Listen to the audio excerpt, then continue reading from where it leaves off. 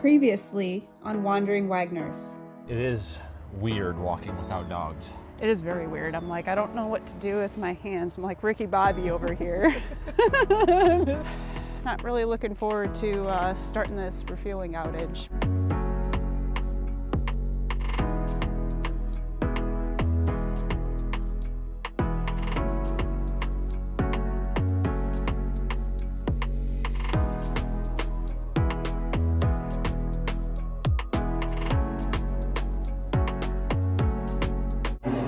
This is different.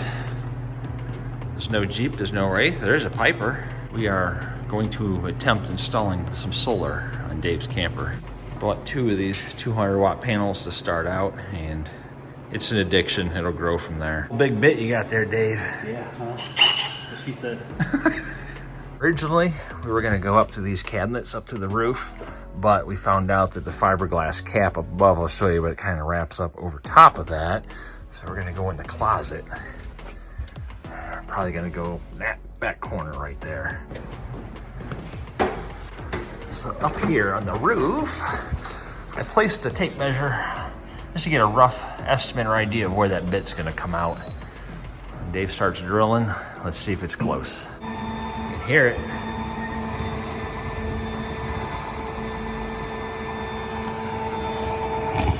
Oh, so close. Man, that was successful, so we're gonna make this hole in here just a little bit bigger because it's just a tiny little pinhole. That'll never leak, don't worry. Yeah, it'll be fine. Can't see it from my house. All right, gonna put two grown men on one old ladder. It'll be. Yeah, it's not going It's just not here. All right, so we're gonna use a hole saw to make this hole a little bit bigger. 2 holes drilled and like 7, that's what she said, jokes. Yep, didn't record any of them.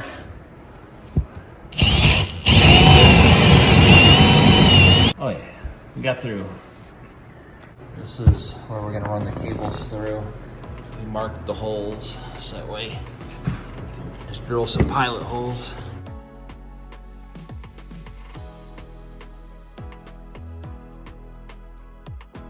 Making a hell of a mess in my garage. Yeah, sweep that up. This has been a challenge to say the least. We're trying to run that Romex wire. So we got the breaker box pulled out as a surge protector. We just got this little tiny area right down here.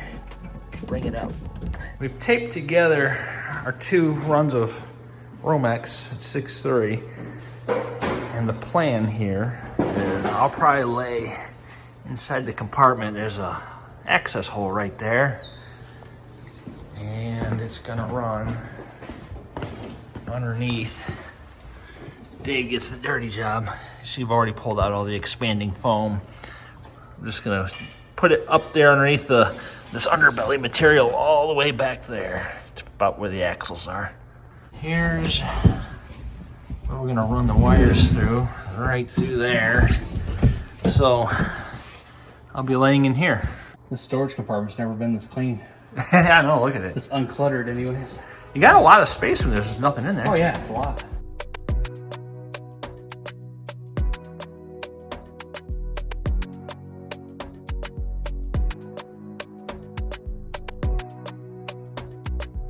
Look at that. Got them both pulled. That was a little bit of a pain, but it's done. Get them close. Made all the connections here in the breaker box. The old power in goes to a junction box. Goes to our new Romex. That is gonna go all the way up to the front to the multi-plus. So that means all this can go back together. Here's what I call the most important part of this install. Multi-plus 2. One of the most expensive pieces too. Oh, it's definitely expensive. Probably the heaviest piece. It's very heavy on the one end. Yeah. Does it feel like it's about $1,200 heavy? Yeah, I'll get this. Well, my wallet's not this heavy now. It's awkward, isn't it? It's 48 pounds, but 35 of it's from here to here. But Oh yeah, there's a big copper coil up here, and that's where all of the weight is. Since the multi-plus is a little bit heavy, I'm gonna do some reinforcing. we used pocket holes to put this in just because there was not much to screw it to. That and because you can. And because I can. Because I have the tool. It's the best looking carpet board I've ever seen, Dave. We custom cut the back, glued it down, Stapled it. stapled it. Built better than the camper is. It'll be the last thing left. We got the Multi-Plus attached to the mighty carpet board. So we're gonna start some screws. That way we can slide it in to the compartment, lift it up, and attach it. All right. Yeah, I got it.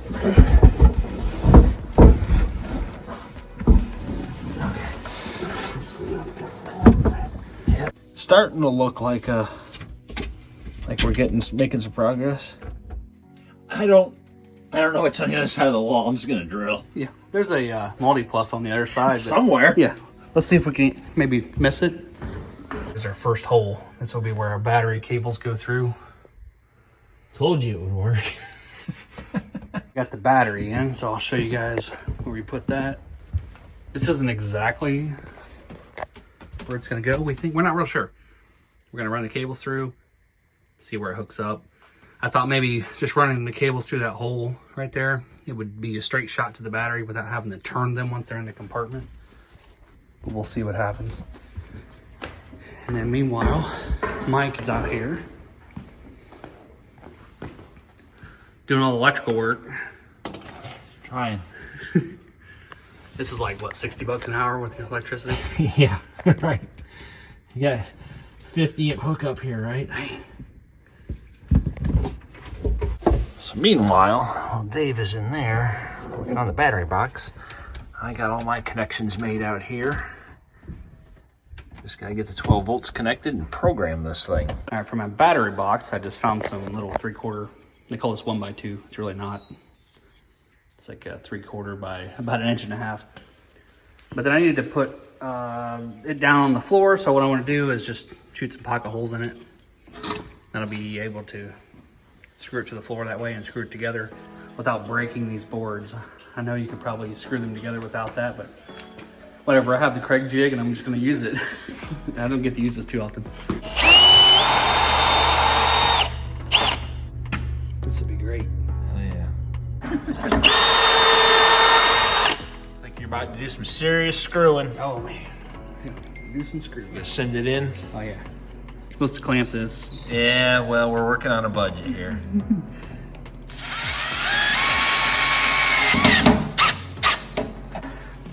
All right, perfect. I'll just screw this one to the floor. We'll be in business. Yep.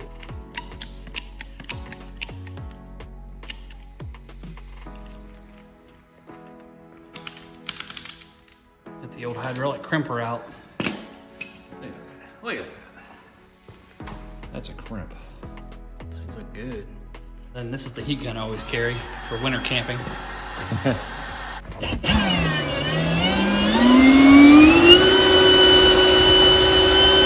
It's powered on, the inverter's on. We still got to clean up our cabling, but we want to make sure everything works correctly.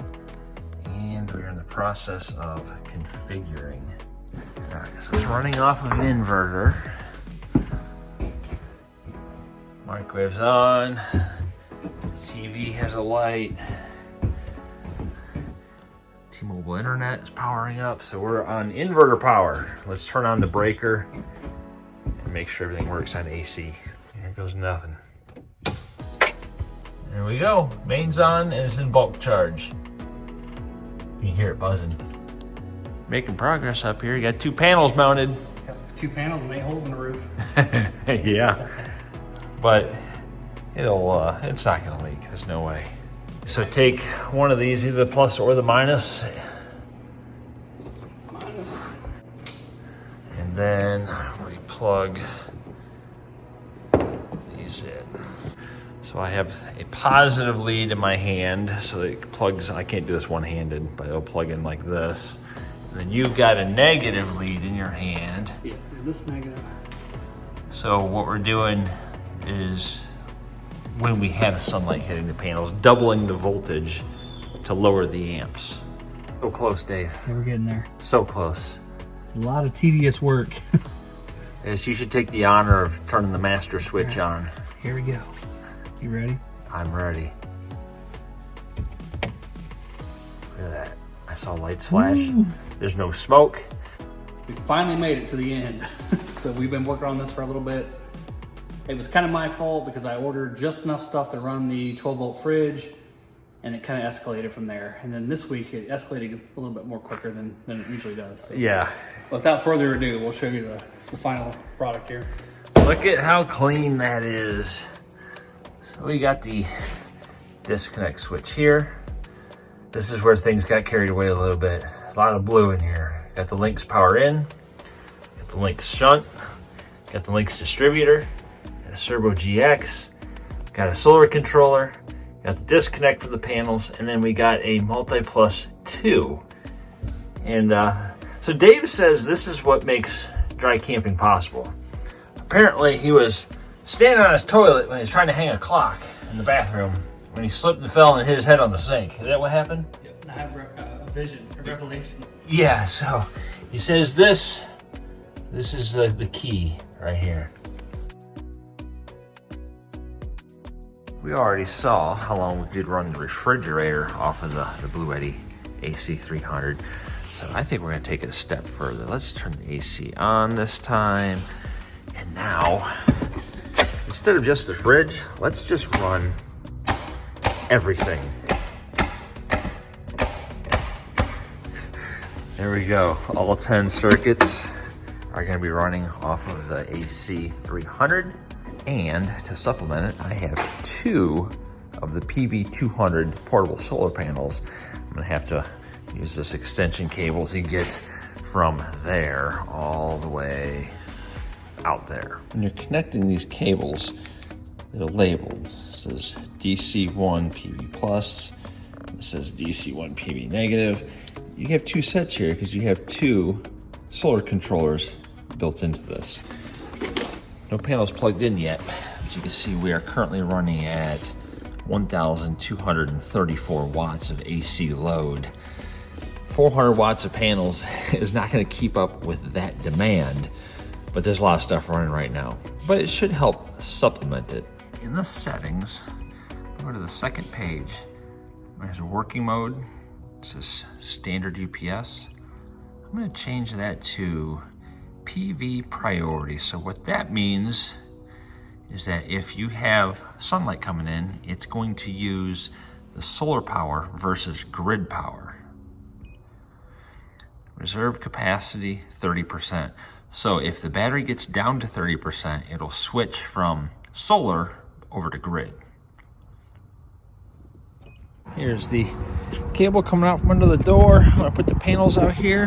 Right now, currently, we got some sun. Panels are set up, facing the sun. So we got pretty good sun right now. Looking at the app, I got 355 watts coming in. We're using 177. So currently, I guess you could say we're running purely off of solar power. Those panels are 200 watts a piece, but I've seen up to 460 watts coming in. So we're doing pretty good. I mean, here we got 460 watts going out, but we're running lights, TV, internet, everything is connected to the AC300. Even the garage door opener, which haven't gone anywhere, but our freezers, refrigerator, I mean, we're running all of our essential stuff off of the AC300. And the solar is doing a pretty good job. In case you're wondering, yes, my PlayStation is considered essential. You can see I've turned the panels to follow the sun when we had sun. It's been a very overcast day. So the power production has dropped to about 10 to 15%. The battery's at 85%. So I'll probably just pick these up for now and then bring them back out in the morning. 10:44. Going to bed, we're at 56% state of charge. You can see we're currently consuming over 400 watts of energy. I don't know if it's gonna make it through the night, but I've just been running everything I've needed. Lights, TV, fan, whatever, just kind of, you know, being a little bit careless with the energy. So we'll see when I wake up. It goes without saying that if you're careless with how you use your energy, your batteries will go dead. I woke up this morning and the AC300 was showing 30% battery life. It was pulling power from the grid, so we got about 14 hours-ish out of what we had, but now you can see the sun is coming up, so I think it's time to set these up again. We're gonna see if we can regain any of that charge that we lost. And there you go. We got 240 watts coming in, but we're using 203. So we're not gaining much. Sun's still a bit low, but I don't know, guys. I don't think 400 watts is gonna get it. I think I need more. Maybe twice as much. 800 is probably a good start. I turned the panels again to follow the sun. This is day 2 of trying out these panels. The sun's way up here now. We got a mix of clouds and sun. So the battery's up to, well, it's at 35%. It was up to 38. So once the battery dropped down to 30% last night, it switched over to grid power. And the sun came up. I got the panels aimed, and it was using the panels to charge the battery while the grid was feeding the house. Once the battery got to 38%, it switched over to pure solar power. And now it's down to 35% because these 2 panels just aren't enough to keep up. But I'm still gonna try this the rest of the day and then tomorrow, see what we come out with. Day 3, it's 10 a.m., got the panels out, facing the sun. It is a very clear, sunny day. Looking at the Bluetti app, grid power is off. We're at 40% battery charge, or state of charge. Yesterday, we only got it up to 38%. So we got 345 watts of solar coming in, but we're using or consuming just over 200. So it's charging. It's just not very fast. But clearly we are getting some solar because you look all the way down at the bottom. PV generation, 4 kilowatt hours. And that's going to be a wrap for 3 days of testing solar with the Bluetti AC300. Now, like I said before multiple times, it's just a combined 400 watts between the 2 panels. So we really, we never got above 40%. It's at 30% right now. I'm sorry, 38% right now. And that's about as high as we could get because we just need more solar. We need more panels. This has kind of tempted me to add, I don't know, maybe 2,000 watts of solar mounted on the roof. AC300 performed flawlessly. It would automatically switch between grid power, solar power, sometimes it'd use both. But overall, during the daylight hours, these 2 panels were able to essentially sustain our needs in the house. Because, think about it, during the day, we really don't need lights. We're just watching TV, refrigerators running, things like that. It kept our internet running. But then at night, definitely dropped to 30% and grid power would kick in. I would say for sure, this setup right here, the 2 panels, the 2 batteries, it will reduce the amount of grid power that we use during the day. However, like I said, if you want to rely completely off of solar and battery power, we need more panels. What do you guys think? Should we add a good 2,000 watts of permanently mounted panels to the roof? I think so. Bluetti does this program called Lighting an African Family. So every time you purchase an AC300, they donate a power station, a solar panel, and I think it's 3 LED lights. Right, to a family in Africa, which I think is pretty freaking cool. Yeah, because I opened this up, I read a little bit about it, and I was like, oh, that looks really neat. I didn't realize that it's like a trophy. Yeah, it's glass. Yeah, look at how cool that is. Next time on Wandering Wagners. It is 2:12 p.m., day of the eclipse. On Traeger Surplus RV Supplies. They weren't kidding. There is more furniture up here.